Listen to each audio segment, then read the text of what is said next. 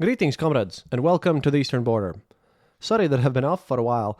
It's just that I'm doing the whole moving part to, well, my new home, which is 22 kilometers from the Russian border, which is, as you know, well, the Eastern Border.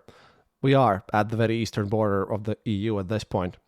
And, well, it's been a bit rough since, well, the house is okay, but we're at the stage where we have to check if anything moves or doesn't move or works or doesn't work. Basically, we check if anything functions and whether or not that thing needs replacing. I have also published in YouTube just recently the next episode of the Понятия. The second episode was about the first days in prison in Russia. We're gonna get on with that stuff as well. It's just that I didn't have a lot of time, and well, we had some electricity issues and GPS issues since over here. Well, a couple of days ago, you couldn't drive anywhere since the GPS targeting was completely off. And apparently my heater has been totally, well, borked by the person who modified it. Because, well, as I put it on Discord, imagine that you have an S-Class Mercedes that runs on the purest petrol, nice little gasoline, and then someone shifted it to basically function on leaded diesel as well, because they hated the digital apparatus there. It's a mess, and we're dealing with this stuff, so it's taken a lot of my time, and of course, well, the problems with electricity here, which is why, well, I have a lot of material that's piled up that I haven't been able to fully deliver to you guys. But this episode is one that I promised, I think on Patreon or on Blue Sky. Well, I remember that someone asked me about this, and it seemed like a nice idea, because you see, I live in the region of Latvia, which is a bit special. And even the locals here admit that, well, those who know the reference, that this is the Texas of Latvia. Texas in the sense that, I suppose as Texas used to be, in the sense that we're the frontier. We're culturally different from other parts of Latvia, and there's a lot in common here as well with the general attitude towards things. We're very much Catholic over here. Everywhere else is more Protestant. We're Catholic and Orthodox here. That's because, well, we also voted, literally, to join Latvia. Yeah, and I'll talk about that in a second, because, well, there's a lot of cultural differences here now. Our gripes with the central government in Riga, well, they're actually very well based on a lot of issues that we've had over the years. But of course, well, in other places you might hear that there's some separatism brewing on, and no, there is no separatism in Latgale. It's just that we like to urge them on and get more freedoms and rights for ourselves. And they also like to urge us on for various stereotypes. But, well, let's do everything in order. See, Latgale region is special towards Latvia since, well, the whole name of Latvia comes from Latgale, this region. So yeah, we serve as the basis of the name of it. And the whole language that also comes from Latgale. The current Latvian, modern Latvian, is a modern and modernized version of Latgalian language. Also fun.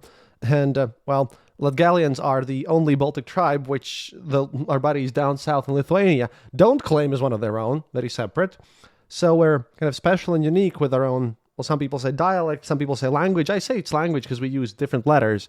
For example, we use the hard I sound, as in Russian, the I, which we spell with a Y. But all in all, we're very separate and interesting. See, current Latgale has been inhabited by the Latgalians since forever, basically. The river Daugava has been an ancient trading route, which is the border of Latgale. And yeah, even before we had the Crusades, Northern Crusades happening here, we had contacts with the Romans, Byzantines, Arabs, all over the place. There's a lot of excavations happening here in archaeology. And yeah, the current city of Ludza, where I'm staying at, well, nearby Ludza, in a countryside home 17 kilometers from Ludza in the Ludza district, because everyone here still calls it as Ludza, since, well, it's not like a massive metropolis. For people living in the States, that's basically nothing. It's Ludza County, so to speak. But Ludza in itself doesn't have its own administrative decision. It's all like the county, because the city of Ludza is the oldest one in Latvia. The earliest mention of it being a place where people live is in 1177. Although, then you get to city rights, and then it's a different story, because otherwise Rob will just kill me if I don't mention that. However, we are very proud of being officially mentioned earlier as a city, as a town, than Riga, than our capital. So obviously we're very proud of this. But before the Latgalians came to this territory of Latvia in the 5th to 7th centuries, Finno-Ugric nations, the ancestors of modern Finns and Estonians, had lived here, as, well, multiple burial fields prove. In the early 12th century, the Latgalians lived on the right bank of the river Draugava, in modern Latgale and Vidzeme, except its western part. That is, i.e. the eastern area of the territory towards the modern border of Latvia. So, kind of, we lived in this eastern section. See, early feudal states of the people who lived here were with relatively high social organization. Tālava, Koknes, Jersika, Ādzele, massive hill forts, intensive trade, and rich burials. All this indicate high welfare, which was again interrupted by the invasion of the German orders, the Livonian order and the Teutonic order, and gradual colonization of these places in the 12th and 13th centuries. The Latgalians, the Kors, part of Semigalians, and the Leaves, they all came to Livonia and formed it together.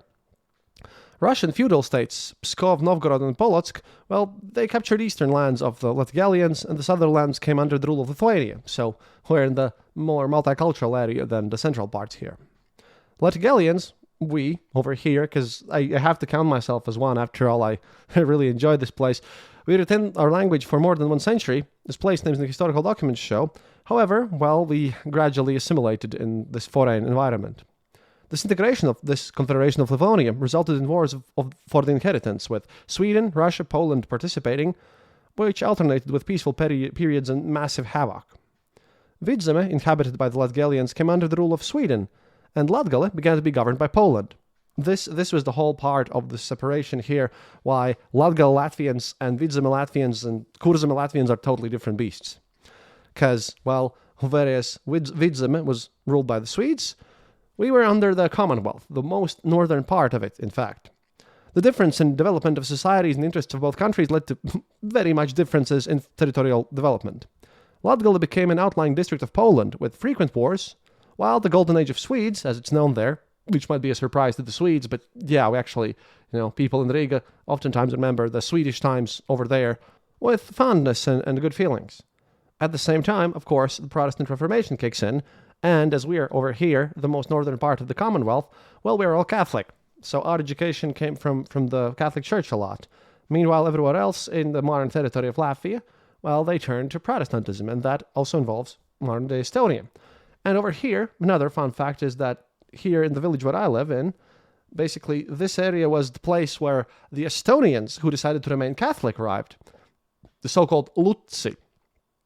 So, quite close to us, a couple of kilometers away, there is the Estonian Catholic Church, which is something that you can't even see in modern-day Estonia that well as well. So, yeah, this area used to be one of those places where a lot of cultures met. Since, again, Poles, Swedes were on the border of everything, also a lot of Jewish people who came over here from the Russian Empire where they were persecuted. My town of Ludza, today, by the way, 8,000 people live there. It's the oldest one, very tiny. In all of county, it's about 16,000 people. That, again, our population density is the smallest throughout the whole of EU. I think Montenegro has a little bit smaller, but, it's because of various wars and other military reasons, since deportations and, everywhere else where the German barons were, still since the Crusades, even the Nazis were much more humane rather than here, where we were considered, over here in Latgale, people were considered much less human, so to speak. We got the come and see treatment for the most part over here by both sides. But, we'll get to that part. Again, the Reformation and later consolidation of Lutheranism in Vidzeme and Catholicism in Latgale in the second half of the 16th century really did a lot of impact in cultural differences, like I just mentioned. And it continued to deepen as time went on. For more than a couple of centuries, social processes were determined by German Lutheran secular culture in the West and Polish Catholic clerical culture in the East, which contributed to substantial differences and laid a real social, economic, and cultural and ethnic borderline between the Northern Europe and Eastern Europe, splitting the whole nation in two. In Latgale, serfdom was abolished 50 years later than in Vidzeme, half a century later on that. In Kurzeme, serfdom was abolished in 1817. In 1819, it was in Vidzeme, but over here only in 1861. Yeah, you heard me right, in 1861, about the same time as the United States had its own civil war. About that's when our peasants managed to get their own freedom. It's a bit rough. After the Polish unrests, back then, we're now going back over there, after the Polish unrests, a ban on Latin alphabet over here was invoked. That delayed cultural and educational work and national awakening for 40 years. Despite that, Latgalians preserved their language and culture, in which Catholicism played an extremely important role. During this time, Latvian nation as a whole and language were formed without Latgalians, which is 30% of the population at the time.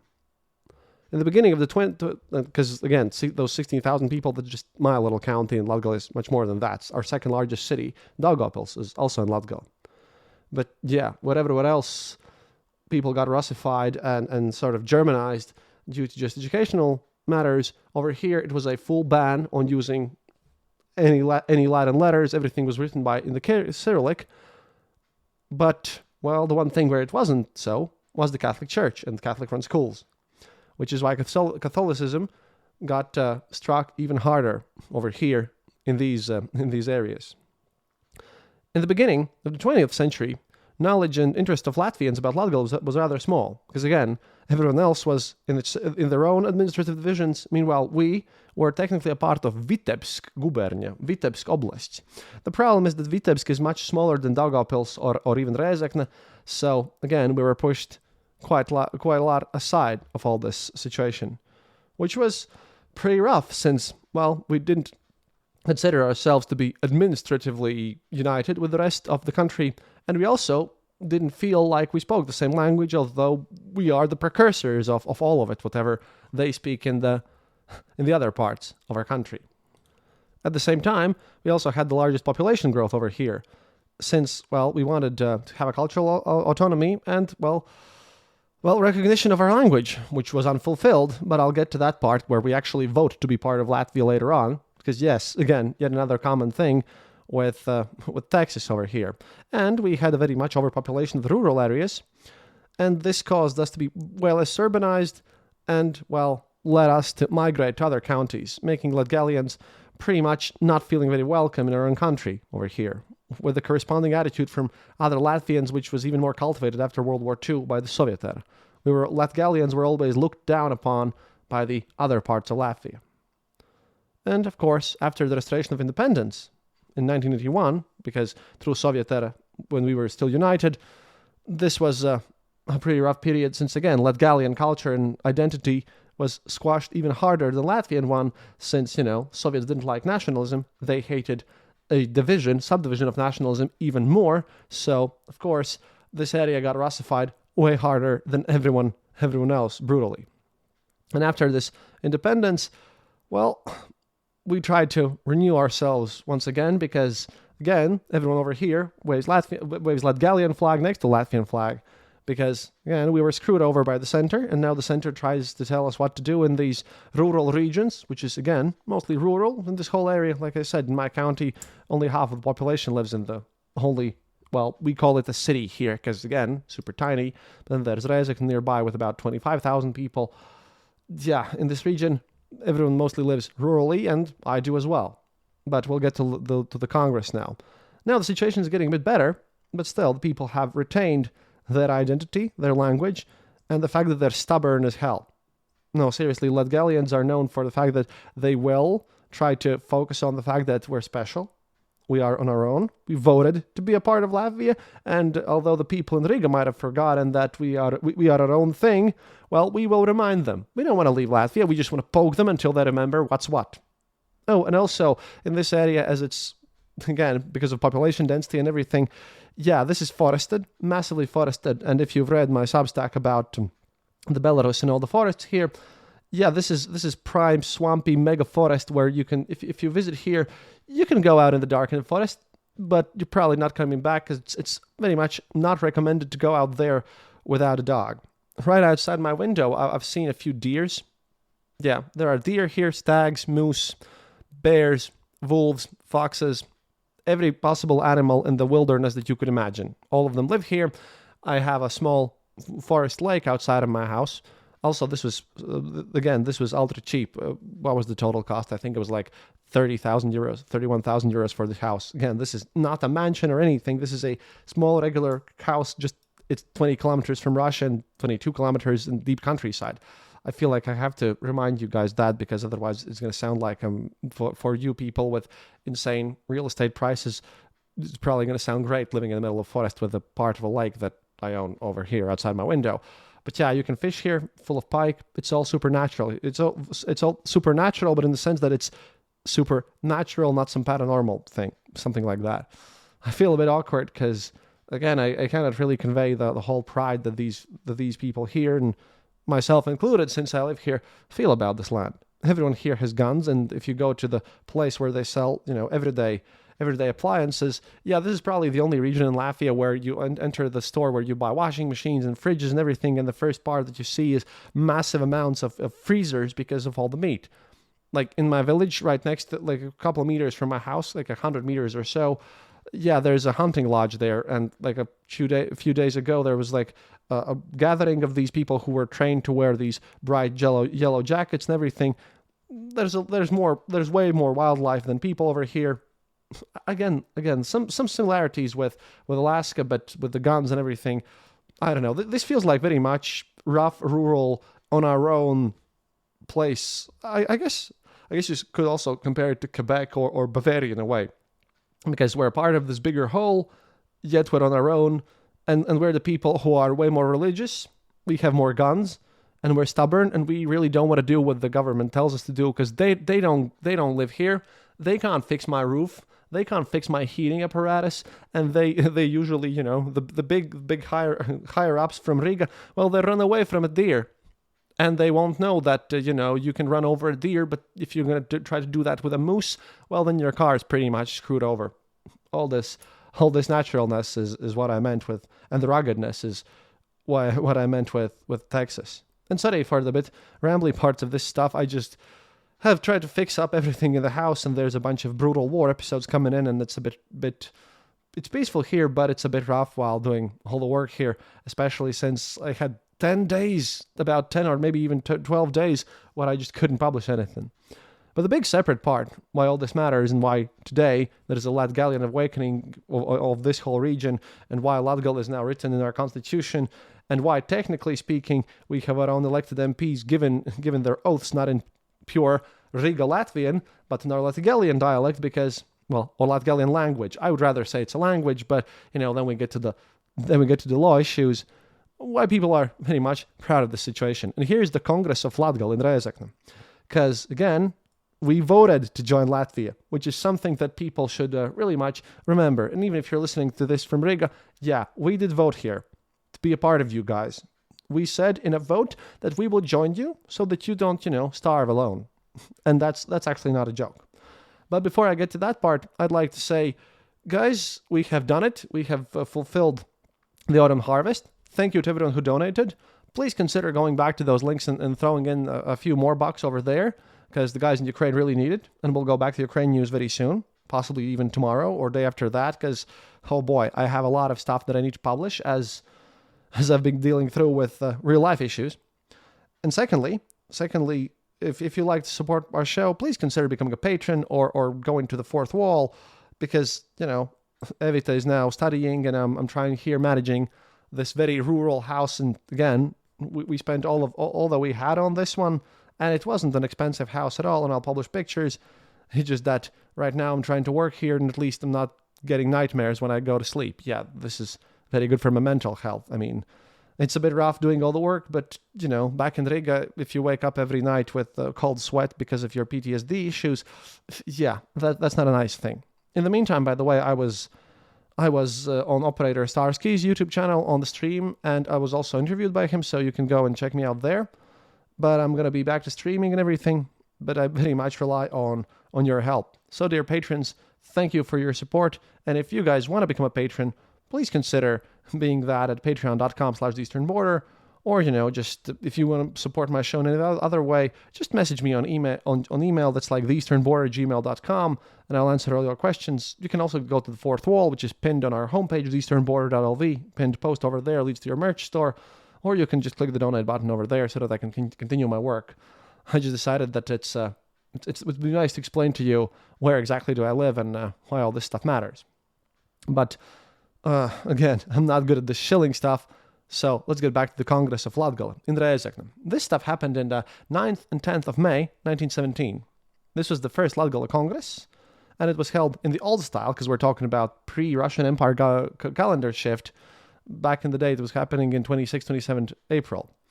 It happened throughout 2 days. On the first day, the Congress took place at the cinema Diane, and on the second at Atbrīvošanas Alleja 56, or Liberation Alley 56, which is currently the Rēzekne Music Secondary School of one Jānis Ivanovs. The Congress, by the way, was moved because there were protests and stones thrown at the participants. It was a massive event, but there were people who really did not enjoy it, and it was full with contention as well. The Congress of Latgale of Latvians was a meeting of representatives of Latgales Latvians who discussed issues of Latgales self-governance, including the separation of the Daugavpils, Ludza, and Rēzekne districts from the Vitebsk province, and the merger with the areas populated by Latvians of Vidzeme and Kurzeme. See, this is the period where the Russian government in the Russian Empire decides to give out autonomy to various regions, and there's the so-called land councils.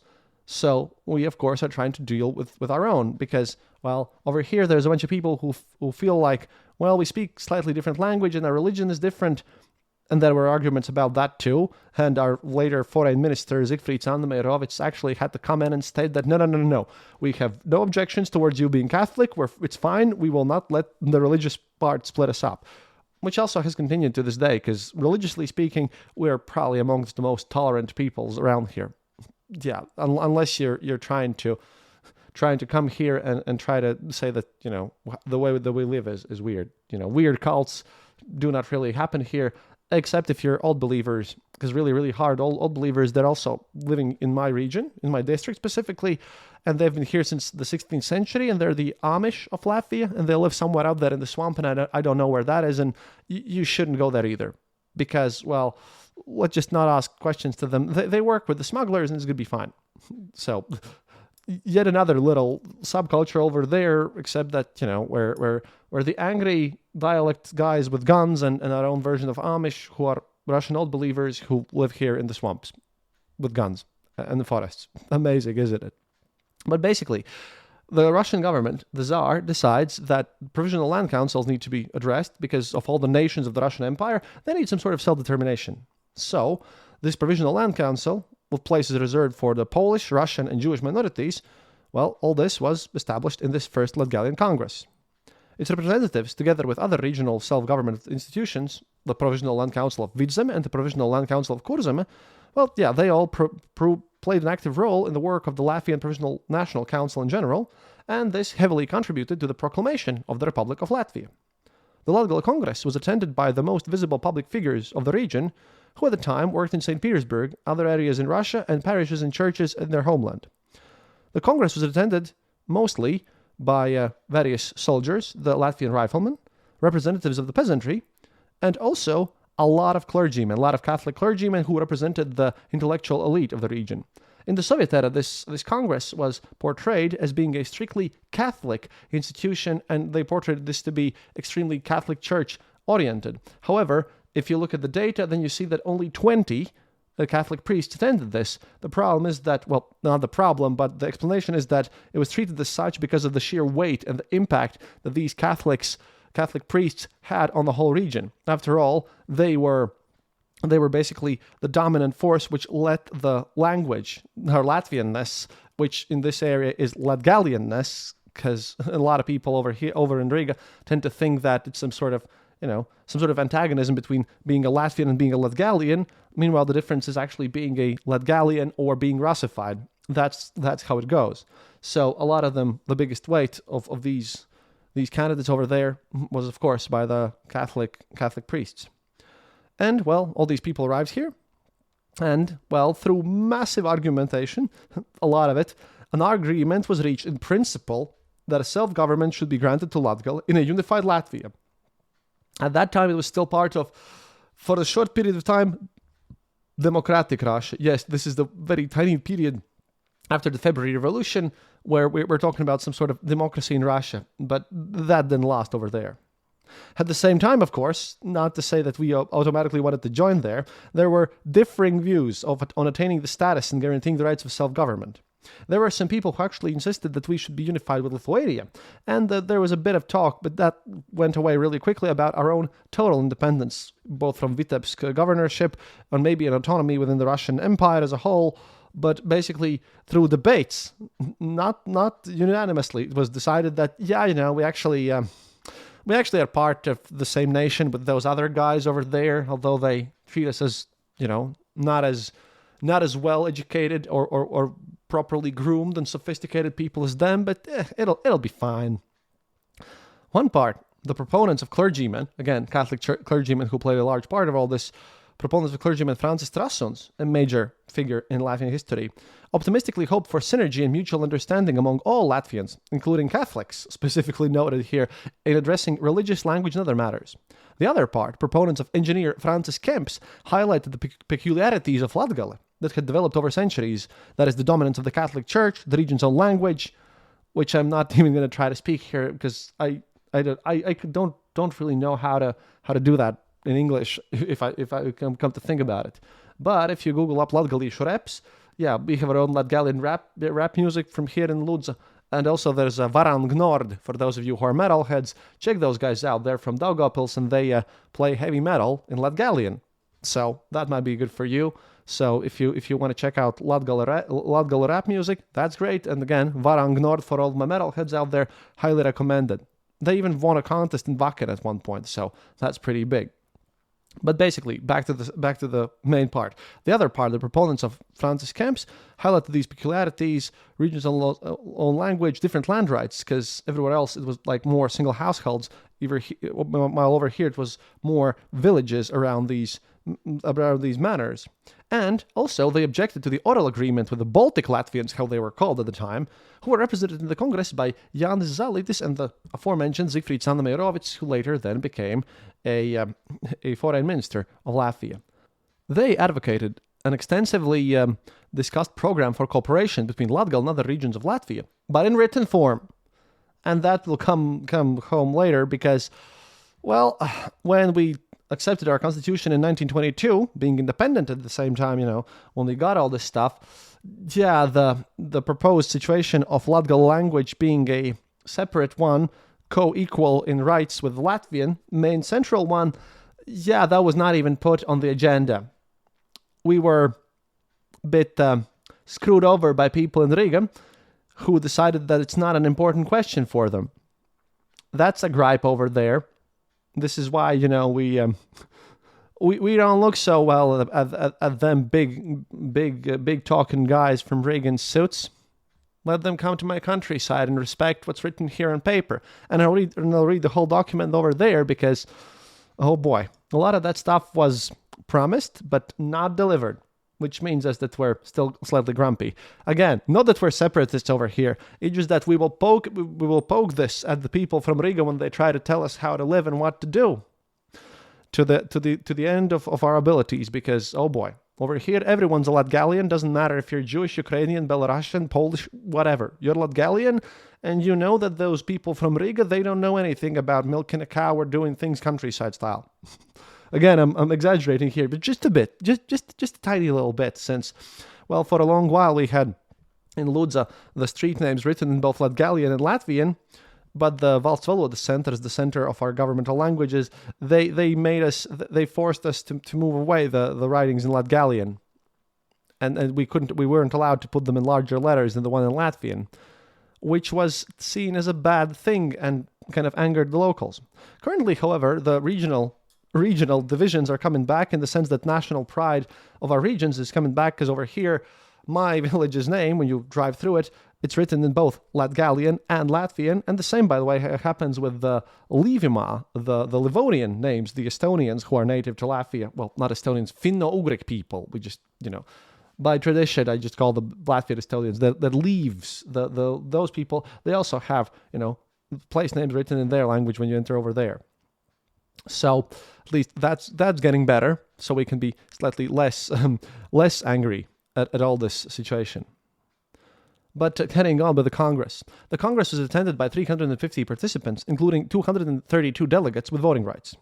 As a result of these disputes, 39 delegates left the Congress following the lead of this Francis Kempis, who was angry that we didn't get written notes about this and that we didn't get written promises with signatures on them from the Baltic Latvians, as they were called at the time. At the end, this decision to basically join up with Latvia and that we're the same people as Latvians was adopted by the remaining 183 delegates. In not a unanimous vote. There were like about 29 voting against, with the rest of them voting for. So we have 39 leaving and then others voting against. Oh boy, that was a rough process. We can, by the way, gauge the number of delegates at the Congress from photos at a time because, well, it's not that easy because, again, these are all documents who are all criminalized and lost and utterly thrown out completely in the Soviet era because, well, you couldn't exactly even, like Latvianness already as a whole was heavily suppressed by the Russian Empire. But Latgalianness, that got treated even harsher. So that was pretty rough. Just before, by the way, the whole Congress, a prayer was held in the, and let me get this right, Rezekne Most Holy Heart of Jesus Roman Catholic Cathedral. Again, yeah, this is this was a big and important thing. And over there, for the first time ever, the line "God Bless Latvia," which is the name of our national anthem. Well, yeah, that poem was performed there as a part of the prayer, and that is the first time ever it has been, it had been stated in public. So not only do we give the rest of Latvia its name, its language, and its anthem, they still cannot admit that, yeah, a lot of people here want to speak slightly differently from the rest of you guys. Yet another interesting thing. It's paradoxical that under conditions of historical isolation and the Russification of Latgale, the most consistent enthusiasts of consolidation on the Latvian nation came from my region. Even before Rezekne Congress, at the beginning of the 20th century, Francis Trasuns explained the diversities and commonalities of the Latvian community in the Vitebsk province and the Baltic Latvians, again, as they were called over there.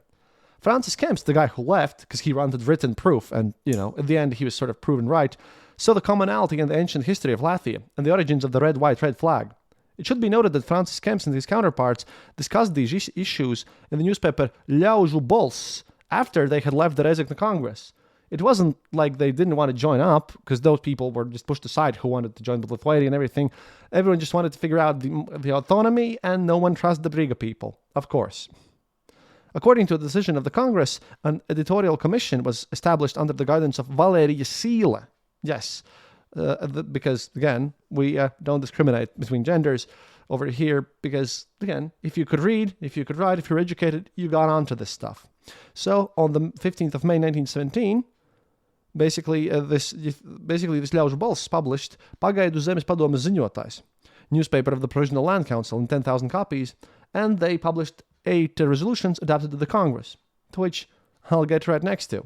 But this Francis Trasuns, when he was explaining this optimism of us joining with the rest of Latvia, well, here's a nice little beautiful quote from him that shows, what was the attitude over here, and he did a lot of political work in the Russian Empire about this pro-Russification. He wrote, quote, "It was my earnest wish to elevate a peasant of Latgale spiritually and materially, to develop intellectuals in Latgale, to unite the Latvian nation in a single organism by tearing down its specificity and to conquer freedom." I hope I pronounced it right. But, well, here is the resolution. And, well, some of these ideas over there were, like I said, not adopted because, yeah, Riga has some things to answer for. We love them. We can't live without them. They support us, and they're the ones doing all the trade with the rest of the world and the rest of the planet. That's what our airport is, and all the businesses and everything. And as much as we hate to admit it, we need the big bankers and the suited men from Riga. But we really don't like when they come over and try to talk down to us, just because we speak a bit differently and just because we're mostly rural. But here's the whole thing, the whole resolution. 1. We, the Latvians of Latgale, the plenipotentiaries who have assembled for a congress convened on the 26th, 27th April in Rezekne, recognizing the Latvians who live in Vitebsk province, as well as the inhabitants of Kurzeme and Vidzeme, as a single Latvian nation, decided to unite with the Latvians of Kurzeme and Vidzeme in one politically autonomous state of Russia. Because at that point, even this wasn't accepted. But yeah, we literally voted on the fact that, yeah, we're the same people as you guys. Over there, they were not actually that, they were confused about, they never had to make such a definition, but we did. We literally voted to be the same people as you guys, because previously, again, Vitebsk province, where everyone else is living together. So that's a thing. Point 2. We, the Latvians of Latgale, following a merger with the Latvians of Kurzem and Vidzem, will maintain our self-government, full rights as regards self-determination, language, religion, church, schools, and farms, as well as the land issue. With this in mind, we will join the Catholics of Kurzem and Vidzem to Latgale in church activities. Yeah, well, that didn't go through that well, neither back then, and then the Soviet era didn't help much either. 3. We, the Latvians of Latgale, are very keen to maintain the closest possible harmony with other nationalities, Russians, Poles, Jews, and others within the borders of Latgale. While striving for freedom for our people, we recognize, maintain, and support freedoms of other nationalities in all activities of their community, religion, language, school authorities, etc. Yeah, because we have those old believers here, and again, Ludza was mainly a Jewish town at that time, just because, weirdly enough, this region is way more multicultural than the rest of parts of Latvia at the same time. 4. Elections in all self-government authorities take place on a basis of general, equal, direct, secret, and proportional, in terms of nationality, provisions. 5. We, the Latvians of Latgale, by electing our Provisional Land Council, entrust it with establishing contacts with councils elected by other nationalities and developing common principles for action. 6. The Provisional Land Council of Latgale has to establish relations with the land councils of Vidzem and Kurzem in order to defend and put into practice the autonomy of Latvia to take care of the separation of Latgale from Vitebsk province. 7. The Assembly recognizes the need for the establishment of the Farmers' Union in Latgale and expresses the wish that the Provisional Land Council, for its part, contribute to the establishment. And 8. The Assembly decided to elect the Provisional Land Council of Latgale with 60 members, included 36 Latvians, namely Latgalians, 12 Russians, 8 Jews, 3 Poles, and 1 other nationality in proportion to the population of Latgale. So, this was what was then decided. Of course, we went through a lot of issues, and we can yell at Riga, but even back then we recognized that we needed them. The biggest problem is that over here, currently, at least, especially with these border issues and ongoing war with Russia and Ukraine, and us living right here next to the border, at least currently it seems that people in Riga have understood that, yeah, taking care of these rural regions right next to the border, it's better that we feed the border guards, we take care of the border guards, and that we like our own land better than we like the other parts. Because after all, there's a saying here, Riga is far away, Moscow is further still. That's the whole general attitude. Very much self-reliant and ready to poke at Riga forever. That, of course, also involves our specific traditions and the fact that everywhere else in Latvia, because of the German nobles, everyone drinks mostly beer. Well, this here land is pure moonshine country. We have our own Shmakovka, which is a national tradition. That thing is, you can buy the touristy version, which is quite expensive because it's made like brutally, and that guy literally registered himself officially after making his strong alcoholic drink, underground for a while. That's 70% alcohol. It can knock you off, but it's brilliant and nice, and after the first glass goes in super smoothly, which is why it's quite dangerous to enjoy it on your own alone. Please don't. If you ever visit me, I'll get you in sauna, and we'll have a nice little party. We can maybe even go hunting if I get a license at that point. But, the Latgale specifics and everything, with the guns and everything, it's something beautiful, really. Because these people, they're all Latvians. They know they're Latvians. But they're also very much proud Latgalians with a bunch of gripes with Riga. We can't live without them. We all know that, and they have to give credit to that thing. After all, the big flag of the Congress with the words "God bless Latvia" on it, that was granted to us by Jelgava, which is in Zemgale. These people really supported all of our independence as well. But right now we're just happy to, not lose our own ethnic traditions over here. And again, you might be surprised about why I call this my own. Well, I used to live here in Lud for many years, and my dad used to live here for a while as well. And this is where my journalist career started, in the local regional newspaper Ludzas Zeme, which, by the way, I'm writing my book about, because that part definitely involves a lot of weird gonzo stories. Not in the drug sense, in the sense of raw, unfiltered stuff during the times when the central government tried to order this place up. It's a special place. I love it with all my heart, and this is my rural region, and I will shake fist at the cloud and yell at Riga, but I love them nonetheless. After all, that also is my home. I just hope the bastards from Riga recognize that we're as much Latvians as they are. And if they want to teach us and impose some new taxes, let them come in and take a look at my neighbor's cow. I had to do it because, again, it might sound silly when people call this Latvia's Texas, but it legitimately is. We voted to be part of them. We were active about this. We are different with different culture and religion and the attitude towards life, and we have way more guns and thicker forests. I guess that sort of explains things. But yeah, tomorrow I'll be back with actually quite depressing things about the war. I just wanted to give you something that's possibly slightly nicer, and you asked me about this. Couldn't write this in a very snarky way, because although I'm an adopted son of Latgale, oh man, I truly feel like I fit in here, because people are friendlier and slightly angrier. This place is great. Please consider coming visit. But that's it for today.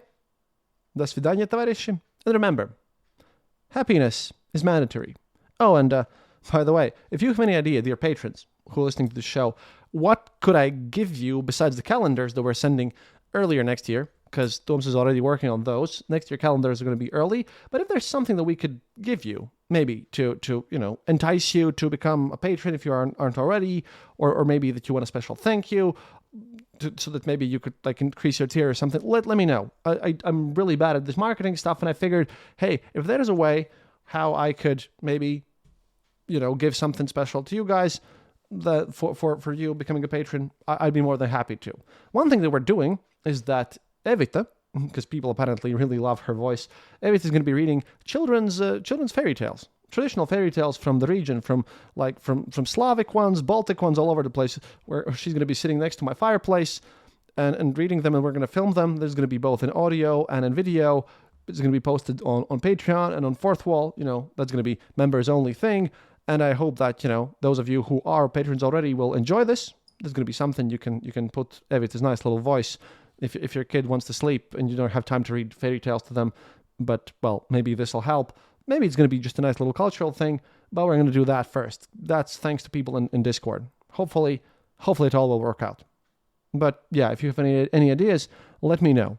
And currently, I'll stop freezing, go to the place of the house that's heated, and then tomorrow I'll publish the Russian news, which are highly depressing. And hopefully we're going to be back to more historical episodes and organized stuff like this very soon. Otherwise, oh boy, at least I can sleep right here and properly without nightmares. And that's finally it. Goodbye.